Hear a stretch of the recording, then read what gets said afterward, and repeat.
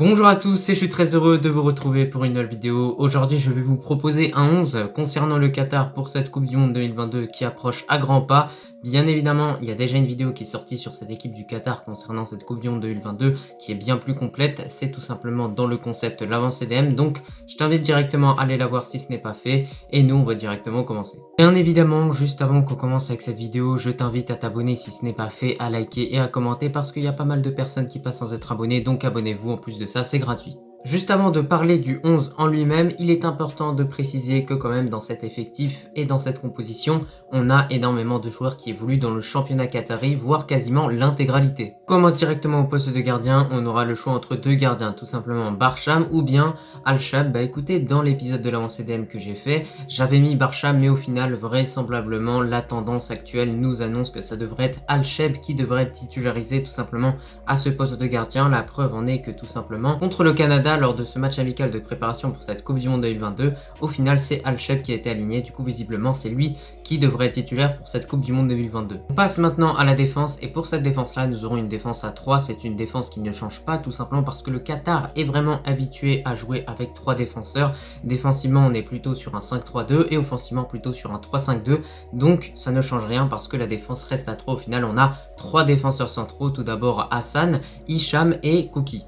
Concernant cette défense à 3, il n'y a pas grand chose non plus à dire, mais ce qu'il faut retenir de façon générale, c'est qu'on a vraiment cette défense à 3 qui ne change jamais, que ce soit offensivement ou défensivement. C'est souvent ces 3 là qui sont alignés, donc c'est pour ça que j'ai décidé de les mettre, et c'est des joueurs surtout qui sont complémentaires, qui arrivent bien à jouer ensemble. Néanmoins, il peut y avoir quelques changements entre les défenseurs. On continue dans cette composition maintenant avec les pistons, et on commence à droite. Alors là, j'ai décidé de mettre Pedro Miguel. Alors c'est un joueur qui peut être aligné défenseur central ou bien piston, mais vraisemblablement il devrait être aligné à ce poste de piston droit durant cette Coupe du Monde 2022, tout simplement parce que durant le dernier match de préparation pour cette Coupe du Monde 2022 des Qataris, il a joué contre le Canada à ce poste de piston droit, et pour moi voilà, Sanchez devrait vraisemblablement le faire jouer à ce poste là. Néanmoins il est tout de même possible qu'il figure en défenseur central, donc on verra ce qui va se passer, mais en tout cas un joueur qui fait beaucoup de courses offensivement et défensivement, et c'est surtout un joueur qui est très costaud physiquement. De l'autre côté, au poste de piston gauche, j'ai décidé de mettre Ahmed. C'est un joueur qui est tout simplement habitué à occuper cette fonction de piston gauche dans cette équipe qatari. Bah, écoutez, c'est un joueur qui évolue du côté de Al Gharafa et notamment il a disputé ce match contre le Canada à ce poste-là. Un petit peu comme pour Pedro Miguel, c'est vraiment deux joueurs qui sont des valeurs sûres à ces postes. On continue maintenant avec les milieux, et là on a vraiment un trio qui ne change quasiment jamais, composé de Hatem, Al-Aïdos et Boudiaf, donc 3 milieux de qualité qui sont habitués à jouer avec cette sélection du Qatar. Bah franchement, ils ont également disputé ce match contre le Canada, il y avait juste Al-Aïdos qui était au final sur le banc, mais ça n'empêche pas que sinon on est vraiment habitué à voir Boudiaf et tout simplement Hatem qui sont des joueurs de qualité pour cette équipe qatari, qui font le travail offensif et défensif et qui sont très importants. Donc voilà, j'ai envie de vous dire, ce trio c'est un petit peu une constante dans cette équipe du Qatar. On finit avec le plus intéressant dans cette composition, ce fameux duo d'attaque Al-Mouazzali, Afif. Bah écoutez, nous avons deux attaquants de qualité qui sont complémentaires. Alors tout d'abord pour Afif, nous avons vraiment un joueur de vitesse qui va très vite, très bon en accélération, qui est habitué à jouer sur le côté de base en club, mais qui au final avec cette équipe qatari joue du coup en buteur avec Al-Mouazzali.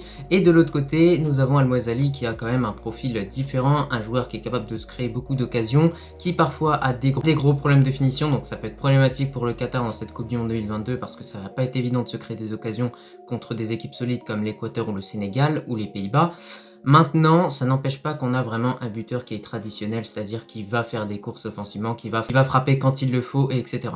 Le duo Al-Mouazzali-Afif représente la plus grosse force que possède cette équipe qatari. Après voilà, c'est deux joueurs qui savent bien jouer ensemble, ils peuvent vraiment faire des misères dans cette Coupe du Monde 2022. Donc pour le Sénégal, pour l'Équateur et pour les Pays-Bas, va falloir être méfiant vis-à-vis de ces deux-là, parce que d'un côté nous avons vraiment la vitesse de Afif qui peut faire des ravages, et de l'autre côté on a vraiment les déplacements de Al-Mouazzali qui peuvent faire mal. Écoutez, pour cette composition de façon générale, on remarque qu'il y a quand même deux choses qui ne changent jamais, c'est cette défense à 3 et ce duo d'attaque. On a toujours les mêmes qui sont alignés, Al-Mouazzali avec Afif, et pareil pour la défense, on a Hassan, Kouki et Hicham, donc pas de changement à ce niveau là. Après au niveau des pistons, nous avons Ahmed à gauche et à droite Pedro Miguel, mais n'oublions pas que Pedro Miguel peut jouer à ce poste de défenseur central, ce sera à suivre, mais pour moi il devrait être aligné en piston droit. Donc voilà, on remarque quand même défensivement on est une équipe qui est solide parce qu'elle a su encaisser seulement 2 buts contre le Canada, même si le Canada a placé les 2 buts en première mi-temps et après a géré le match, mais ça n'empêche pas qu'on a quand même une équipe qui est solide défensivement. C'est juste offensivement forcément que c'est un peu plus compliqué pour produire du jeu et se créer des occasions,